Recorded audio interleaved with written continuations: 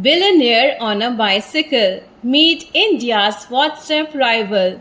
Hello and welcome to News Street Live. Today we bring you the amazing story of a man who left a high-paying job in the United States, created one of India's most popular messaging apps, and now has a net worth of over rupees 50,000 crore.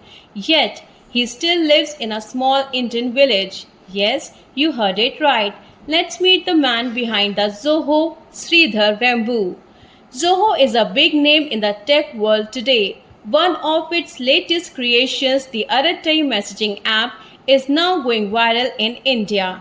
In fact, Union Home Minister Amit Shah recently made his official email account on Zoho Mail, showing growing trust in this Indian platform.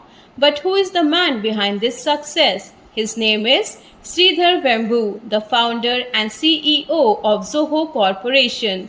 Even with a massive net worth of rupees 50,000 crore, he chooses to live a very simple life in rural Tamil Nadu, in villages like Tenkashi and Tanjavur. You can often see him riding a bicycle down village roads, living far away from city life. Vembu is a graduate from IIT Madras and also completed his PhD in the USA. After that, he worked as an engineer at a top tech company Qualcomm. But he wasn't happy. He wanted to build something of his own. So, in the 1990s, he started a company called AdventNet, which later became the famous Zoho Corporation. Zoho now has more than 50 software applications, including Zoho Mail, Zoho Work Drive, Zoho Writer, and Aratai, which is now being called India's alternative to WhatsApp. Zoho's products are used in over 180 countries, and the company is valued at rupees 1.04 lakh crore.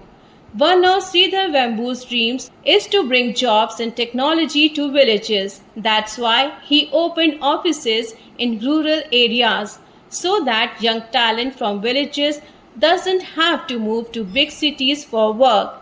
In 2024, Sridhar Vembu was listed as the 39th richest person in India by Forbes. But for him, true success is not about money. It's about making a difference. From Silicon Valley to a simple village in Tamil Nadu, Sridhar Vembu's story proves that big dreams can grow even from small places. That's all for now on News Street Live. Stay inspired and stay with us for more life-winning stories. Thank you for watching the video.